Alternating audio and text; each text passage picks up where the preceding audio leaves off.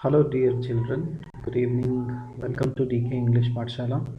जैसा कि मैंने आपको पिछले वीडियो में बताया था कि मैंने एक फिगर्स ऑफ स्पीच की एक स्पेशल सीरीज़ शुरू की है बच्चों की डिमांड पर, जिसमें हम एक के बाद एक फिगर्स ऑफ स्पीच वीडियोस में डिस्कस करेंगे। तो उसी कड़ी में हम लोग सिमिली के बारे में बात कर चुके हैं, मेटाफर के बारे में बात कर चुके हैं, एलिट्रेशन, रेपिटेशन और पर्सोनिफिकेशन के बारे में बात कर चुके हैं पिछले वीडियो में।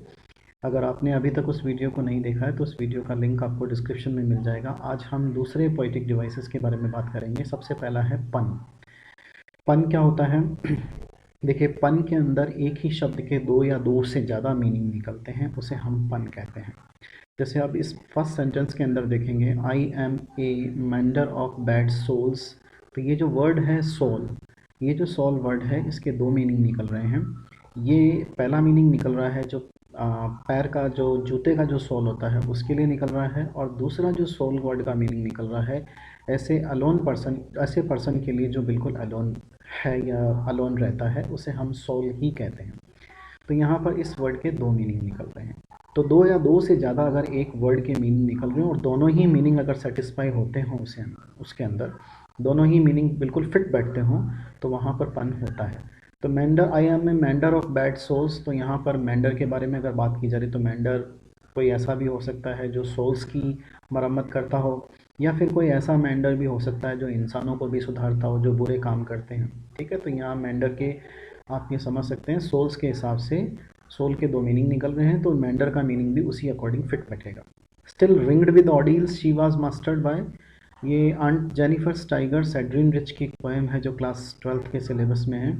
तो यहाँ रिंग शब्द के दो मीनिंग निकल रहे हैं। एक रिंग जो सर्कल के लिए रेफर करता है, घेरा, और एक रिंग जो है शादी की जो अंगूठी होती है, सगाई की अंगूठी, उसके लिए रेफर करता है। तो ये दो मीनिंग इसके यहाँ निकल रहे हैं।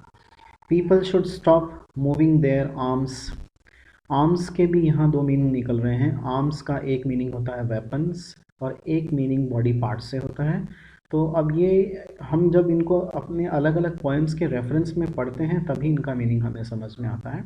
जैसे एक वर्ड होता है नेचर, नेचर के भी दो मीनिंग होते हैं। एक नेचर रेफर करता है प्रकृति को और जो हमारे आसपास का सराउंडिंग है, और एक नेचर रेफर करता है इंसान का नेचर। तो ये यहाँ पर आप ये ध्यान रखें कि पन का मतलब होता है जहाँ पर एक ही वर्ड के बहुत सारे मीनिंग निकल रहे हों, मल्टीपल मीनिंग्स निकल रहे हों, उसे हम पन कहते हैं। और मीनिंग निकलने से कुछ नहीं होता है, मीनिंग बिल्कुल फिट भी बैठनी चाहिए। चलिए नेक्स्ट पोएटिक डिवाइस की तरफ चलते हैं। ये है एंटीथेसिस। एंटीथेसिस क्या होता है? The juxtaposition of contrasting words और ideas to give a feeling of balance. यानी इसमें दो चीज़ें होती हैं। पहली चीज़ तो ये होती है कि इसमें कॉन्ट्रास्टिंग वर्ड्स या आइडियाज़ को यूज़ किया जाता है, मिक्स किया जाता है, जोड़ा जाता है।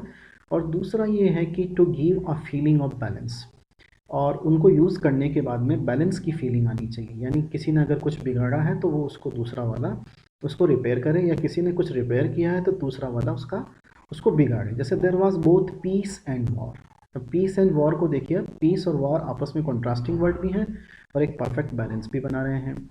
Good and evil are the part of life. Good और ईवल को देखेंगे आप, तो गुड यानी अच्छा, ईवल यानी बुरा। तो गुड और ईवल ये दोनों आपस में एक तरह से कॉन्ट्रास्टिंग वर्ड हैं। Are the part of life, ये बिल्कुल एक अच्छा बैलेंस भी बनाते हैं। Spicy food is heaven on the tongue but hell in the tummy. Heaven और हेल ये दोनों आपस में एक दूसरे के कॉन्ट्रास्टिंग वर्ड हैं, लेकिन ये यहाँ पर बैलेंस बना के चल रहे हैं। तो एंटीथेसिस में क्या दो शर्तें हैं? कॉन्ट्रास्टिंग वर्ड और आइडियाज़, इनका यूज़ होता है, इनका एक तरह से फाइटिंग होती है, इनके बीच में एक बैलेंस बनता है, उसे हम एंटीथेसिस कहते हैं। चलिए नेक्स्ट चलते हैं, ओनमेटोपोइया। इसे हम ओनमेटोपोइया कहते हैं। ओनमेटोपोइया बेसिकली साउंड वर्ड्स होते हैं, यानी ऐसे वर्ड्स जिनका जो उच्चारण है उस उच्चारण से ही उनकी साउंड से उनका मीनिंग निकल कर आए, उसे ही हम ओनमेटोपोइया कहते हैं। तो देखिए, the formation of a word from A sound, यानी एक किसी पर्टिकुलर साउंड से कोई वर्ड बन जाए जो किसी के साथ में एसोशिएट किया जा सके। जैसे द डॉग बार्क्ड, जैसे डॉग की बार्किंग के साथ में कनेक्शन है, तो ये बार्क्ड जो वर्ड है ये ओनमेटोपोइक वर्ड है। इसी तरह से द लायन रोड, तो लायन रोड, तो लायन और रोरिंग ये दोनों आपस में एक दूसरे का जैसे संबंध है। कैट म्यूड, तो ये कैट और म्यू का एक आपस में संबंध है। They all clapped at the magnificent performance of the kids. ये क्लैप, ये जो क्लैप है ये भी एक साउंड वर्ड है। व्हाट अ थंडर क्लैप, अब क्लैप्ड जो है वो अप्रिसिएशन के लिए यूज होता है, एक साउंड वर्ड है, उसका मीनिंग निकल थंडर क्लैप जो शॉक के लिए यूज़ किया जाता है, what a thunder clap those words to me. इसी तरह के और दूसरे एग्जांपल हैं, the snake was hissing, the bees were buzzing. तो ये जो बजिंग और हिसिंग ये जो वर्ड्स हैं ये अपने आप में जैसे for example coins word jingling, jingle, jingle, ये वर्ड जो हैं इनकी जो साउंड्स हैं वो साउंड्स ही उनका मीनिंग कन्वे करती हैं। तो ये है ओनमेटोपोइया। नेक्स्ट पे चलते हैं, हमारा अगला पोएटिक डिवाइस है वो है एजोनेंस। आपने एलिट्रेशन पढ़ा था, एलिट्रेशन में क्या होता है, उसमें रेपिटेशन होता है साउंड्स का, एजोनेंस में भी रेपिटेशन होता है साउंड्स का, लेकिन एलिट्रेशन में जो रेपिटेशन होता है वो कॉन्सोनेंट साउंड्स का होता है और एजोनेंस में जो रेपिटेशन होता है वो वॉवल साउंड्स का होता है। एलिट्रेशन में ज़रूरी होता है कि वो इनिशियल साउंड हो, बिगिनिंग साउंड हो, लेकिन एजोनेंस में ऐसा नहीं होता है। एजोनेंस में जो है कहीं की भी वॉवल साउंड्स रिपीट हो सकती हैं, बीच वाली साउंड्स भी रिपीट हो सकती हैं। जैसे देखिए इस एग्जांपल को देखिए, the fat cat had smack, तो ये ए की साउंड देखिए, फैट कैट हैड स्मैक, तो ये इस तरह से एजोनेंस क्रिएट कर रहा है। उसके बाद में well it rises high into the bright blue sky, राई, हाई, ब्राइट, ये जो तीनों चीज़ें हैं ये आपस में मिलकर एजोनेंस क्रिएट कर रही हैं। हियर द मैलो वाइडिंग बेल्स, तो इसमें भी मैलो, वाई, मैं, वेल, ये जो तीनों साउंड्स आ रही हैं ये तीनों साउंड्स एजोनेंस क्रिएट कर रही हैं। अब हम अगले पोएटिक डिवाइस की तरफ चलते हैं, जो आज का अंतिम पोएटिक डिवाइस है वो है ऑक्सीमोरन। ऑक्सीमोरन में क्या होता है, दो कॉन्ट्राडिक्टरी वर्ड्स का यूज़ होता है। तो ऊपर आपने देखा एंटीथेसिस में भी दो कॉन्ट्राडिक्टरी वर्ड्स का यूज़ होता है और ऑक्सीमोरन में भी दो कॉन्ट्राडिक्टरी वर्ड्स का यूज होता है। कॉन्ट्राडिक्टरी वर्ड्स कौन से होते हैं, ऐसे वर्ड्स जो आपस में एक दूसरे से बिल्कुल अलग होते हैं, अपोजिट होते हैं। लेकिन एंटीथेसिस में वो दोनों वर्ड्स किसी सेंटेंस में यूज़ करके परफेक्ट बैलेंस बना लेते हैं, बैलेंस बनाने के लिए यूज़ करते हैं। लेकिन ऑक्सीमोरन में ऐसा नहीं होता। जैसे बिग बेबी, अब बिग बेबी, बेबी है तो वो बिग कैसे हो सकता है, तो ये ह्यूमर क्रिएट करने के लिए किया जाता था। एंटीथेसिस का यूज़ किसके लिए करते हैं, बैलेंस बनाने के लिए, पॉजिटिव वे में।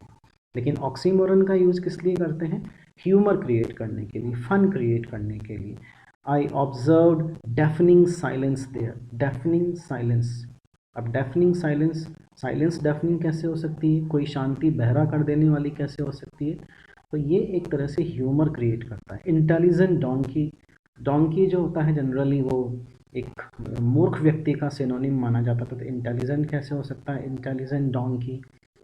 इसी तरह से वाइज आउल, आउल भी जो होता है वो एक तरह से किसी स्टूपिड के लिए यूज़ किया तो वो वाइज कैसे हो सकता है। बिग बेबी, बेबी स्मॉल होते हैं तो बिग कैसे यूज़ किए जा सकते हैं। ट्रू कॉपी जैसे हम यूज़ करते हैं, ट्रू कॉपी, अगर वो कॉपी है तो फिर वो ट्रू कैसे हो सकती है। तो ये कुछ एक एग्जांपल्स थे ऑक्सीमोरन की। मुझे उम्मीद है कि आपको ये पोएटिक डिवाइसेस समझ में आए होंगे। आगे हम अगले पोएटिक डिवाइसेस नेक्स्ट वीडियो में डिस्कस करेंगे। Thank you very much for joining.